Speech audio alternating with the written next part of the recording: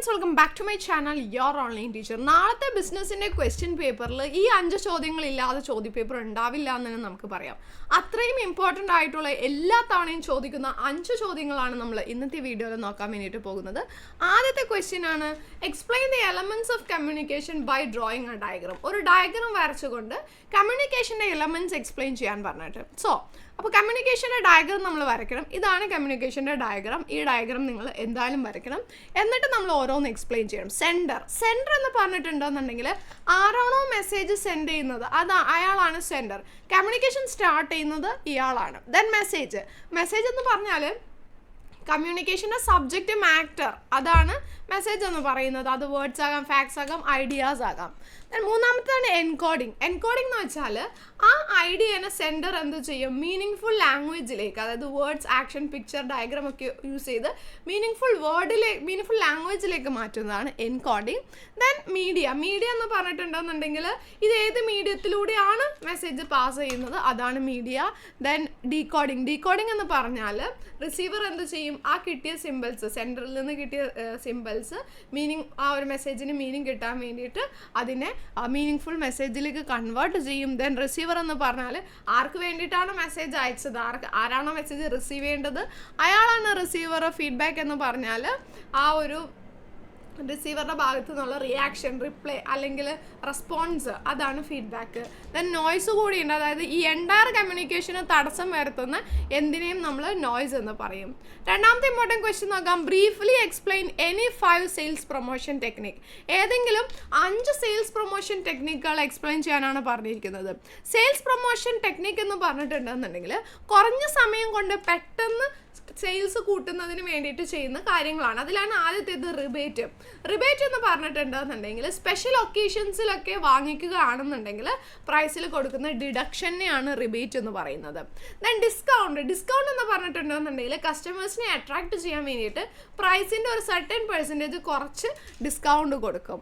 Then refund എന്ന് പറഞ്ഞാൽ ചില സെല്ലേഴ്സ് എന്ത് ചെയ്യും, അവരുടെ നെക്സ്റ്റ് പർച്ചേസ് ചെയ്യുന്ന സമയത്ത് അതിൻ്റെ പാക്കറ്റോ റാപ്പറോ തിരിച്ചു കൊടുക്കുകയാണെന്നുണ്ടെങ്കിൽ ആ പ്രൈസിൻ്റെ ഒരു ഭാഗം, 10 രൂപയുടെ സാധനമാണെങ്കിൽ 1 രൂപ, അങ്ങനെ ഒരു ഭാഗം എന്ത് ചെയ്യും, റീഫണ്ട് ചെയ്ത് കൊടുക്കും. ദെൻ പ്രൊഡക്റ്റ് കോമ്പിനേഷൻ എന്ന് പറഞ്ഞിട്ടുണ്ടെങ്കിൽ ഒരു സാധനത്തിൻ്റെ കൂടെ ഫ്രീ ആയിട്ട് വേറൊരു പ്രൊഡക്റ്റും കൂടി കൊടുക്കുന്നു, കസ്റ്റമേഴ്സ് റിപ്പീറ്റഡ് ആയിട്ട് അത് വാങ്ങിക്കുന്നതിന് വേണ്ടിയിട്ട്. ദെൻ ക്വാണ്ടിറ്റി ഗിഫ്റ്റ് എന്ന് വെച്ചാൽ എക്സ്ട്രാ ക്വാണ്ടിറ്റി, ഒരു ഒറ്റ പ്രോഡക്റ്റ്, ഇപ്പോൾ ഹോർലിക്സ് ആണെങ്കിൽ അതിൻ്റെ എക്സ്ട്രാ വേറൊരു ഫ്ലേവറിലുള്ളതായിരിക്കാം, ഒന്നെങ്കിൽ ഇൻസൈഡോ ഔട്ട്സൈഡോ ആയിട്ടായിരിക്കും കൊടുക്കുന്നത്. സോ അത് എക്സ്ട്രാ ക്വാണ്ടിറ്റി കൊടുക്കുന്നത്. Then instant draws and gift, scratch card and gift കസ്റ്റമേഴ്സിന് കൊടുക്കുന്നത്. ദെൻ അതിലൂടെ അവർക്ക് ഗിഫ്റ്റ് കിട്ടുന്നത്. പിന്നെ ലക്കി ഡ്രോ, അതായത് നറുക്കെടുപ്പിലൂടെ വിജയെ തിരഞ്ഞെടുക്കുന്നതുണ്ടല്ലോ, അത് lucky draw. Then usable benefits, അതായത് ഇപ്പോൾ 5000 രൂപയുടെ ഗുഡ്സ് വാങ്ങിച്ചാൽ 2000 റുപ്പീസിൻ്റെ ഹോളിഡേ പാക്കേജ് ഫ്രീ, അത് യൂസ് ചെയ്യാൻ പറ്റുന്ന ഒരു ബെനിഫിറ്റ് ആണല്ലോ, usable benefit. Then full finance at 0 cost, നമ്മൾ സീറോ കോസ്റ്റ് EMI എന്നൊക്കെ പറയില്ലേ, അതായത് ഒട്ടും ഇൻട്രസ്റ്റ് അടയ്ക്കാതെ തന്നെ നമുക്ക് എന്ത് ചെയ്യാൻ വേണ്ടി സാധിക്കും, ഇൻസ്റ്റാൾമെൻറ്റ് എമൗണ്ട് അടച്ച് ഒരു ഇൻട്രസ്റ്റ് പോലും അടയ്ക്കാതെ നമുക്ക് സാധനം വാങ്ങിക്കാൻ പറ്റും. ദെൻ സാമ്പിളിങ് ഇപ്പോൾ മാഗസിൻ്റെ കൂടെയൊക്കെ ആണെങ്കിൽ ഏതെങ്കിലും ബ്യൂട്ടി പ്രോഡക്ട്സിനൊക്കെ ചെറിയൊരു സാമ്പിൾ കൊടുക്കും, അതാണ് സാമ്പിളിങ്. ദെൻ കോൺടെസ്റ്റ് എന്ന് വെച്ചാൽ പലതരത്തിലുള്ള കോമ്പറ്റേറ്റീവ് ഇവൻറ്റ്സ് ഒക്കെ വെച്ചുകൊണ്ട് വിന്നേഴ്സിന് അവാർഡ് കൊടുക്കുന്നത്. അപ്പോൾ ഇതൊക്കെയാണ് സെയിൽസ് പ്രൊമോഷൻ ടെക്നിക്സ്. ഇമ്പോർട്ടൻ്റ് ആയിട്ടുള്ള 11 സെയിൽസ് പ്രൊമോഷൻ ടെക്നിക്സ് ഇതാണ് പഠിച്ചു വെച്ചേക്കണം കേട്ടോ.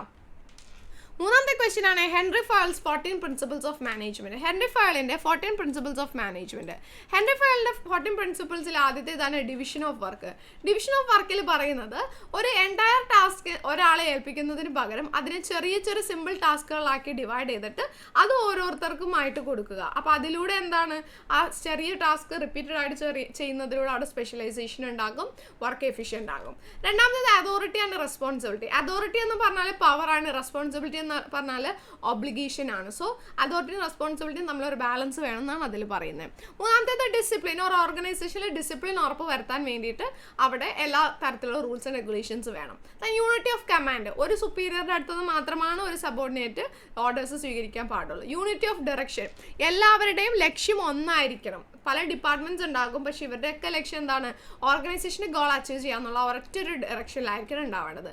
Subordination of individual interest to general interest, അതായത് വ്യക്തികളുടെ താല്പര്യത്തിനേക്കാളും ഓർഗനൈസേഷന്റെ താല്പര്യത്തിനാണ് ഇമ്പോർട്ടൻസ് കൊടുക്കേണ്ടത്. ദെൻ റെമ്യൂണറേഷൻ, ഓരോ എംപ്ലോയിക്കും അയാളുടെ ജോലി അനുസരിച്ചിട്ടുള്ള നല്ല രീതിയിലുള്ള വേതനം കൊടുക്കണം. Then centralisation and decentralisation.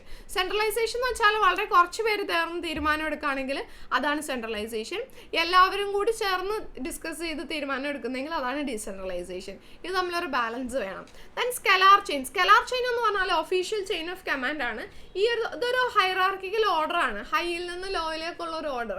അപ്പോൾ ആ ഒരു രീതിയിലാണ് കമ്മ്യൂണിക്കേഷൻ ആ ഒരു സ്ഥാപനത്തിൽ ഫ്ലോ ചെയ്യാൻ പാടുള്ളൂ. ദെൻ ഓർഡർ, ഒരു സ്ഥാപനത്തിൽ എല്ലാ കാര്യത്തിനും മെൻ ആയിക്കോട്ടെ, മെറ്റീരിയൽ ആയിക്കോട്ടെ, മെഷീനറി ആയിക്കോട്ടെ, എല്ലാത്തിനും ഒരു ഓർഡർ വേണം. ഇക്വിറ്റി, എല്ലാവരും ഒരേപോലെ കാണും, ഡിസ്ക്രിമിനേഷൻ പാടില്ല. Stability of tenure of personnel, എംപ്ലോയീസിന് എപ്പോഴും ട്രാൻസ്ഫർ ഒക്കെ കൊടുത്ത് അവരുടെ ജോലിയിൽ നിന്ന് ഇങ്ങനെ മാറ്റിക്കൊണ്ടിരിക്കാൻ വേണ്ടിയിട്ട് പാടില്ല. അവർക്കൊരു അങ്ങനെ വരുമ്പോൾ അവർ ജോലിയിൽ നിന്ന് പിരിഞ്ഞു പോകാനൊക്കെ ചാൻസസ് ഉണ്ട്. ദെൻ ഇനീഷ്യേറ്റീവ്, ഒരു സ്ഥാപനത്തിൽ ഇനീഷ്യേറ്റീവ് ഉറപ്പാക്കാൻ വേണ്ടിയിട്ട് മാനേജേഴ്സ് അതിന് വേണ്ട കാര്യങ്ങളെല്ലാം ചെയ്യണം, എംപ്ലോയീസിനെ മോട്ടിവേറ്റ് ചെയ്യണം. എസ്പിരിറ്റ് ഡീകോപ്സ് എന്ന് വെച്ചാൽ ടീം വർക്കാണ്. ഒരു സ്ഥാപനത്തിൽ ടീം വർക്ക് ക്രിയേറ്റ് ചെയ്യാൻ മാനേജേഴ്സ് പ്രത്യേകം ശ്രദ്ധിക്കണം. ഇതാണ് ഹെൻറി ഫാളിൻ്റെ 14 പ്രിൻസിപ്പിൾസ് ഓഫ് മാനേജ്മെൻറ്റ്. ദെൻ നാലാമത്തെ ചോദ്യമാണ് list out any four consumer rights. കൺസ്യൂമറിന്റെ 5 റൈറ്റ്സ് ചോദിച്ചിരിക്കുന്നത്. ആദ്യത്തേതാണ് റൈറ്റ് ടു സേഫ്റ്റി. ഒരു പ്രോഡക്റ്റ് യൂസ് ചെയ്യുന്നതിലൂടെ അയാൾക്ക് അത് സേഫ്റ്റി, അത് അയാളുടെ ആരോഗ്യത്തിനെ ഒന്നും ബാധിക്കാൻ വേണ്ടിയിട്ട് പാടില്ല. Then right to be informed, ഒരു പ്രോഡക്റ്റിനെ പറ്റിയിട്ടുള്ള മുഴുവൻ കാര്യങ്ങൾ അറിയാനുള്ള അവകാശം അയാൾക്കുണ്ട്. റൈറ്റ് ടു ചൂസ്, കടയിലുള്ള സാധനങ്ങളിൽ നിന്ന് ചൂസ് ചെയ്തെടുക്കാനുള്ള അവകാശമുണ്ട്. റൈറ്റ് ടു ബി ഹേർഡ്, എന്തെങ്കിലും പ്രശ്നങ്ങൾ ഉണ്ടെന്നുണ്ടെങ്കിൽ അത് പരാതിപ്പെടാനുള്ള ഒരു അവകാശമുണ്ട്. Then right to seek redressal, എന്തെങ്കിലും ഡാമേജ് പറ്റി അല്ലെങ്കിൽ ചീറ്റ് ചെയ്യപ്പെട്ടു, എക്സ്പ്ലോയിറ്റ് ചെയ്യപ്പെട്ടുവെങ്കിൽ കോമ്പൻസേഷൻ കിട്ടാനുള്ള റൈറ്റ് ഉണ്ട്. ദെൻ കൺസ്യൂമർ എഡ്യൂക്കേഷൻ കിട്ടാനുള്ള റൈറ്റ് ഉണ്ട്. These are the important consumer rights. Okay, then last ക്വസ്റ്റ്യനിലേക്ക് പോകാം. മാത്സ് ഫോളോയിങ് ആണ്, സിമ്പിളാണ്, എപ്പോഴും വരാറുള്ളതാണ്. ഇൻഫ്ലേഷൻ റേറ്റ് ഏതിലാണ് വരുന്നത്? Economic environment. Customs and tradition social എൻവയോൺമെൻറ്റിൽ. സയൻറ്റിഫിക് ഇംപ്രൂവ്മെൻറ്റ് ടെക്നോളജിക്കലും ഐഡിയോളജി ഓഫ് ഗവൺമെൻറ് പൊളിറ്റിക്കൽ എൻവയോൺമെൻറ്റിലാണ് വരുന്നത്. ഈ 5 ചോദ്യങ്ങളും നല്ല വൃത്തിയായിട്ട് പഠിച്ചിട്ട് വേണം നാളേക്ക് പോകാൻ വേണ്ടിയിട്ട്. ഇനിയും വീഡിയോസ് വരുന്നുണ്ട്, വെയിറ്റ് ചെയ്യുക. ദെൻ ചാനൽ സബ്സ്ക്രൈബ് ചെയ്യുക, വീഡിയോ ഇഷ്ടപ്പെട്ടെങ്കിൽ ലൈക്ക് ചെയ്യുക. താങ്ക്